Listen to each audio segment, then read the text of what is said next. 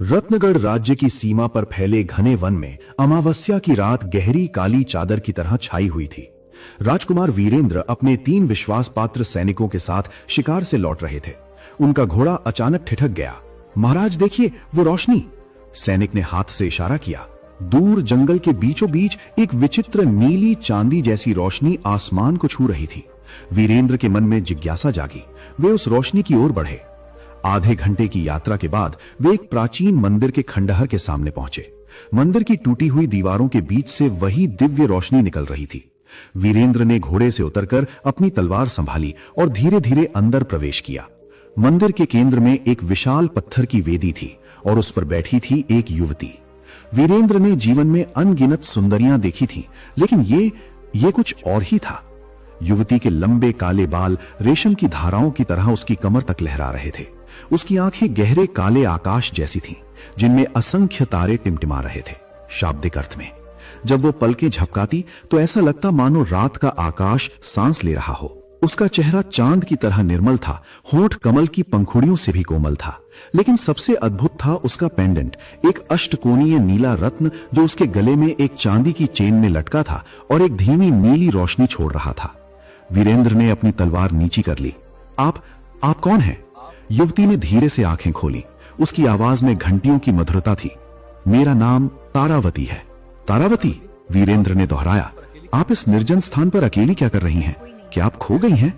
तारावती मुस्कुराते हुए बोली, लेकिन उसकी आंखों में एक गहरा दुख था। खोना? हाँ, शायद मैं खो गई हूं राजकुमार वीरेंद्र, लेकिन जो खो गया है वो रास्ता नहीं बल्कि पूरा राज्य है। आप मुझे कैसे जानती हैं? वीरेंद्र चौंक गए। तारे बहुत कुछ बताते हैं यदि आप सुनना जानते हो, तारावती ने वेदी से उतरते हुए कहा। राजकुमार, मुझे आपकी सहायता चाहिए। मुझे 7 दिनों के लिए शरण चाहिए, बस 7 दिन, जब तक चंद्र ग्रहण की रात ना आ जाए। 7 दिन? चंद्र ग्रहण? वीरेंद्र ने भौहें सिकोड़ी। कोई खतरा है क्या? तारावती ने अपने पेंडेंट को छुआ। खतरा? हाँ, बहुत बड़ा खतरा है। मेरे पीछे एक ऐसी शक्ति है जो न केवल मुझे नष्ट करना चाहती है, बल्कि जो भी मेरी मदद करेगा उसे भी अंधकार में समा लेगी। उसकी आवाज कांप गई। इसलिए मैं आपसे ये भी कहूंगी कि यदि आप मना कर दें तो मैं समझूंगी। वीरेंद्र ने क्षण भर सोचा। उनके पिता महाराज ने उन्हें सिखाया था, राजधर्म सिर्फ राज्य की सीमा तक नहीं बल्कि मानवता की सीमा तक है। आइए, वीरेंद्र ने हाथ बढ़ाया। मेरा महल आपका स्वागत करता है राजकुमारी तारावती। और हाँ, रत्नगढ़ का राजकुमार खतरे से नहीं डरता। तारावती की आंखों में आंसू आ गए। आप नहीं जानते आपने क्या किया है, लेकिन शायद यही नियति है। उसने वीरेंद्र का हाथ पकड़ा। जैसे ही उनके हाथ मिले, तारावती के पेंडेंट से एक तेज रोशनी निकली। वीरेंद्र को एक क्षण के लिए लगा जैसे उन्होंने पूरे ब्रह्मांड को अपनी हथेली में महसूस किया। फिर सब सामान्य हो गया। चलिए, वीरेंद्र ने कहा, सुबह होने से पहले हमें महल पहुंचना होगा। महल की ओर जाते हुए तारावती ने आकाश की ओर देखा। 7 दिन, बस 7 दिन और सब कुछ तय हो जाएगा। या तो अंधकार जीतेगा या प्रकाश। वीरेंद्र ने उसकी ओर देखा। चांदनी में उसका चेहरा और भी दिव्य लग रहा था। उन्होंने सोचा, ये कौन है और किस रहस्य में मैं उलझ गया हूं? लेकिन उनके दिल में एक बात स्पष्ट थी, इस रहस्यमयी राजकुमारी की रक्षा वे हर कीमत पर करेंगे। वीरेंद्र ने तारावती को महल के सबसे पुराने हिस्से में स्थित पुस्तकालय में ठहराया।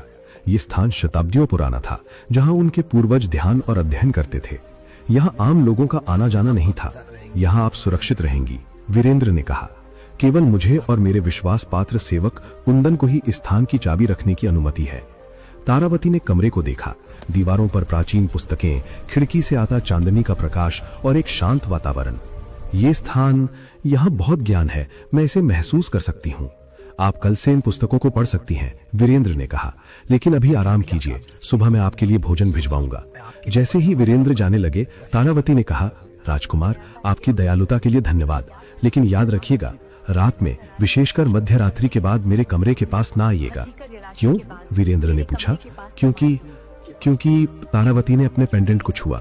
मैं नहीं चाहती कि आप मुझे उस रूप में देखें। वीरेंद्र अपने कक्ष में लेटे थे, लेकिन नींद नहीं आ रही थी। मध्य रात्रि के बाद उन्होंने अपनी खिड़की से पुस्तकालय की ओर देखा। वहां से एक तेज नीली रोशनी निकल रही थी जो आकाश को छू रही थी। ये क्या है? वीरेंद्र सोच में पड़ गए। उनसे रहा नहीं गया। वे धीरे से अपने कक्ष से निकले और पुस्तकालय की ओर बढ़े। दरवाजे की दरार से उन्होंने अंदर झांका और जो देखा वो देखकर उनकी सांसें रुक गईं। तारावती कमरे के बीच में खड़ी थी। उसकी आंखें बंद थीं और उसके पूरे शरीर पर माथे से लेकर हाथों तक चमकते हुए सितारों जैसे निशान उभर आए थे। ये कोई साधारण निशान नहीं थे, ये वास्तविक नक्षत्र मंडल थे। उसके माथे पर सप्तऋषि, गले पर ओरायन, भुजाओं पर कैसियोपिया, जैसे पूरा आकाश उसके शरीर पर उतर आया हो। वे निशान धीरे धीरे चमक रहे थे और हर चमक के साथ उसका पेंडेंट भी तेज होता जा रहा था। तारावती की सुंदरता अब अलौकिक हो गई थी। वो अब साधारण राजकुमारी नहीं बल्कि किसी दिव्य शक्ति की साक्षात प्रतिमा लग रही थी। अचानक तारावती की आंखें खुल गईं। उसने वीरेंद्र को देख लिया। मैंने कहा था ना आने को। उसकी आवाज में निराशा थी। उसने तुरंत अपनी बाहें छुपाने की कोशिश की, लेकिन निशान अब भी चमक रहे थे। वीरेंद्र अंदर आए। ये क्या है? आप कौन है वास्तव में? मैं वही हूं जो मैंने कहा था, तारावती। लेकिन मैं केवल एक राजकुमारी नहीं हूं, मैं नक्षत्र कन्या हूं, वो जिसमें तारों की शक्ति निवास करती है। तारावती ने एक लंबी सांस ली। निशान धीरे धीरे मध्यम होने लगे। मेरे राज्य नक्षत्रपुर में हर 100 वर्षों में एक कन्या का जन्म होता है जिसमें तारों की शक्ति होती है। ये शक्ति राज्य की रक्षा करती है, ज्ञान देती है और समृद्धि लाती है। लेकिन ये निशान तो, वीरेंद्र ने पूछा। जैसे जैसे चंद्र ग्रहण करीब आता है ये निशान और स्पष्ट होते जाते हैं। चंद्र ग्रहण की रात मेरी शक्ति अपने चरम पर होगी और उसी रात मुझे एक निर्णय लेना होगा जो न केवल मेरा बल्कि पूरे नक्षत्रपुर का भाग्य तय करेगा। कैसा निर्णय? वीरेंद्र ने पूछा। तारावती ने उनकी ओर देखा। वो मैं अभी नहीं बता सकती, लेकिन इतना जान लीजिए, हर रात ये निशान और स्पष्ट होंगे और 7वीं रात मैं पूरी तरह तारों में बदल जाऊंगी। अगले दिन सुबह वीरेंद्र अपने राजकीय कार्य निपटाने के बाद पुस्तकालय में आए। तारावती एक प्राचीन ज्योतिष की पुस्तक पढ़ रही थी। आप ज्योतिष में रुचि रखती हैं? वीरेंद्र ने पूछा। तारावती ने मुस्कुराते हुए कहा, रुचि नहीं, ये तो मेरी प्रकृति है। तारे मुझसे बातें करते हैं और मैं उनसे। तब आप भविष्य भी देख सकती हैं। भविष्य एक सीधी रेखा नहीं बल्कि अनंत संभावनाओं का जाल है, तारावती ने समझाया। तारे संभावनाएं दिखाते हैं, निश्चितता नहीं। और कभी कभी सबसे चमकीला तारा भी अचानक टूट जाता है। उस दिन दोनों ने घंटों बातें की। तारावती ने वीरेंद्र को ब्रह्मांड के रहस्यों के बारे में बताया। उसने बताया कि कैसे हर तारा एक कहानी कहता है, कैसे नक्षत्र मार्गदर्शन देते हैं। वीरेंद्र उसकी बुद्धिमत्ता से प्रभावित थे, लेकिन उससे भी ज्यादा उसकी सादगी और दयालुता से। तारावती ने कभी अपनी शक्ति का घमंड नहीं दिखाया। तीसरी रात महल के बगीचे में कुछ अजीब हुआ। पहरेदार चिल्लाया, कौन है वहां? वीरेंद्र तुरंत बाहर दौड़े। बगीचे में एक काली छाया घूम रही थी, मानव के आकार की, लेकिन पूरी तरह अंधकार से बनी। जैसे ही पहरेदारों ने उस पर तलवार चलाई, तलवार छाया में से पार निकल गई। छाया ने एक पहरेदार को छुआ और वो तुरंत बेहोश हो गया। पीछे हटो, वीरेंद्र ने चिल्लाकर कहा। छाया धीरे धीरे पुस्तकालय की ओर बढ़ने लगी। वीरेंद्र ने अपनी तलवार निकाली और छाया के सामने खड़े हो गए। तभी तारावती पुस्तकालय से बाहर आई। उसके शरीर पर निशान पहले से ज्यादा चमक रहे थे। जैसे ही उसने छाया को देखा, उसका चेहरा भय से भर गया। नहीं, अभी नहीं, अभी केवल तीसरी रात है, तारावती ने कहा। छाया ने एक गहरी भयानक आवाज में कहा, तारावती बहन लौट आओ, नक्षत्रपुर तुम्हें बुला रहा है। बहन? वीरेंद्र चौंक गए। तारावती आगे बढ़ी। उसके पेंडेंट से एक तेज प्रकाश निकला। दुर्योधन भाई, तुम यहां क्यों आए? मैंने कहा था मुझे 7 दिन दो। छाया का आकार बदलने लगा। धीरे धीरे एक पुरुष की आकृति बनी। लंबे काले बाल, तीखे नयन और चेहरे पर गहरी पीड़ा के निशान। 7 दिन, दुर्योधन ने कड़वाहट से कहा। हर दिन हमारा राज्य और पत्थर होता जा रहा है। हर दिन हमारी प्रजा पीड़ा में है और तुम यहां इस अजनबी के साथ? मैं हल ढूंढ रही हूं, तारावती ने कहा। तुम्हें मुझ पर विश्वास करना होगा। विश्वास? दुर्योधन हंसा, लेकिन उसकी हंसी में दर्द था। मैंने पिताजी पर विश्वास किया था जब उन्होंने उस तांत्रिक को राज्य से निकाला। देखो क्या हुआ। मैंने तुम पर विश्वास किया जब तुमने कहा कि तुम श्राप तोड़ सकती हो, और अब तुम भाग आई। मैं नहीं भागी। मैं तारावती का गला रुंध गया। वीरेंद्र ने बीच में कहा, राजकुमार दुर्योधन, आप अपनी बहन से प्रेम करते हैं ये स्पष्ट है, लेकिन क्रोध में किया गया निर्णय कभी सही नहीं होता। दुर्योधन ने वीरेंद्र की ओर देखा। तुम कौन होते हो बीच में बोलने वाले? तुम्हें क्या पता कि पत्थर बने माता पिता को देखना कैसा लगता है? क्या पता कि पूरे राज्य को हर दिन मरते देखना कैसा होता है? मैं बस अपने परिवार को वापस चाहता हूँ, अपने राज्य को वापस चाहता हूँ। तारावती आगे बढ़ी और अपने भाई के सामने खड़ी हो गई। भाई, मुझे 4 दिन और दो। चंद्र ग्रहण की रात मैं वादा करती हूँ, मैं सब कुछ ठीक कर दूंगी। या तो श्राप टूटेगा या मैं स्वयं उस श्राप का हिस्सा बन जाऊंगी। दुर्योधन ने अपनी बहन को देखा। 4 दिन।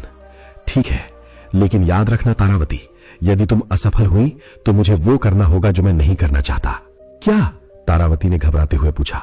वही जो तांत्रिक ने बताया था, यदि नक्षत्र कन्या स्वयं श्राप स्वीकार करे तो बाकी सब मुक्त हो जाएंगे। उसने रुककर कहा, और यदि तुमने मना किया तो मैं तुम्हें मजबूर करूंगा।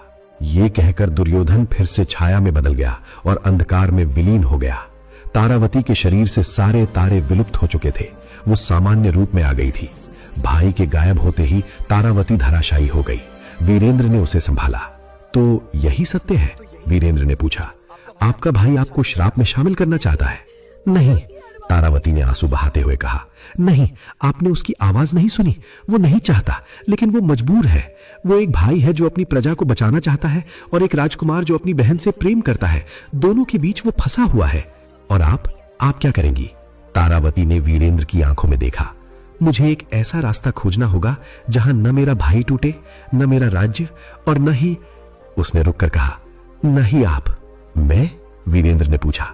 हां, तारावती ने कहा। उसके गालों पर आंसू थे, क्योंकि अब आप भी इस कहानी का हिस्सा बन गए हैं राजकुमार वीरेंद्र, और मैं नहीं चाहती कि आपको भी कुछ हो। उस रात दोनों को नींद नहीं आई।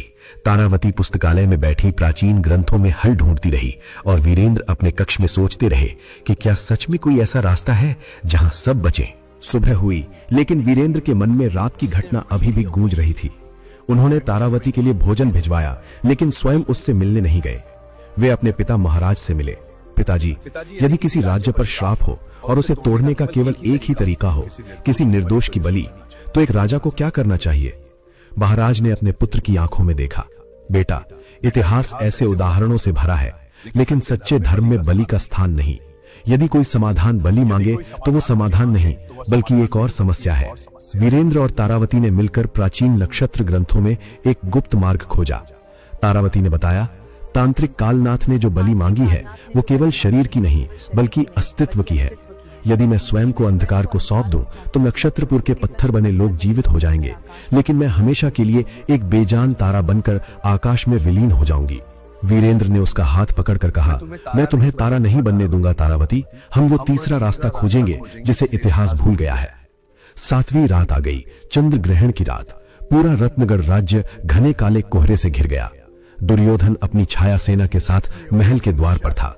वीरेंद्र ने अपनी सेना के साथ मोर्चा संभाला, लेकिन यह तलवारों की लड़ाई नहीं थी। तारावती पुस्तकालय की छत पर खड़ी थी। उसका पूरा शरीर अब नीली रोशनी से धधक रहा था। जैसे ही चंद्रमा पूरी तरह काला पड़ा, दुर्योधन ने तारावती पर प्रहार किया। वीरेंद्र बीच में कूद पड़े। उन्होंने अपनी तलवार नहीं चलाई, बल्कि अपनी ढाल फेंक थी। उन्होंने दुर्योधन की आंखों में देखा और कहा, भाई, तुम्हारा दुख जायज है, लेकिन तुम्हारी बहन का बलिदान नक्षत्रपुर को तो बचा लेगा, पर तुम्हें जीवन भर के लिए अपराधी बना देगा। क्या तुम ऐसी आजादी चाहते हो? उसी क्षण वीरेंद्र ने तारावती का हाथ थाम लिया। पेंडेंट की रोशनी वीरेंद्र के शरीर में भी प्रवाहित होने लगी। तांत्रिक का श्राप केवल बलिदान से नहीं, बल्कि साझा बलिदान से टूटना था। वीरेंद्र ने अपनी आधी जीवन शक्ति तारावती को दे दी। एक भयानक विस्फोट हुआ और सफेद रोशनी पूरे जंगल में फैल गई। दुर्योधन के भीतर का अंधकार धुल गया। नक्षत्रपुर में जमी पत्थर की परतें पिघलने लगी। तारावती का शरीर अब सामान्य हो गया था। दुर्योधन ने अपने घुटनों पर गिरकर माफी मांगी। नक्षत्रपुर फिर से जी उठा। वीरेंद्र और तारावती का विवाह हुआ, जिससे 2 महान राज्यों का मिलन हुआ। भौतिक शिक्षा, सच्चा प्रेम वो नहीं जो दूसरे को खोकर पाया जाए, बल्कि वो है जो साथ मिलकर मुश्किलों का बोझ उठाए। रत्नगढ़ और नक्षत्रपुर अब ज्ञान और शौर्य के प्रतीक बन गए।